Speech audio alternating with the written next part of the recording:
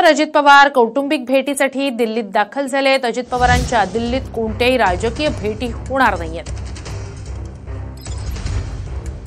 महाराष्ट्रातल्या सत्ता स्थापनेच्या दृष्टीने दिल्लीमध्ये राजकीय घडामोडी ज्या आहेत त्या घडत आहेत, कारण आज राष्ट्रवादी काँग्रेसचे राष्ट्रीय अध्यक्ष अजित पवार हे दिल्लीमध्ये दाखल झालेले आहेत आणि त्यांची रात्री उशिरा अमित शहा यांच्यासोबत सुद्धा बैठक होणार असल्याची माहिती आहे। मात्र कौटुंबिक कार्यक्रमाच्या निमित्तानं अजित पवार जे आहेत ते दिल्लीमध्ये आले असल्याची माहिती मिळते। सध्या आपण पाहतोय की अजित पवार हे दिल्ली विमानतळावरून या ठिकाणाहून बाहेर पडत आहेत। आपण थेट दादांशी बोलण्याचा प्रयत्न करणार आहोत। दादा आज बैठक होणार आहे का?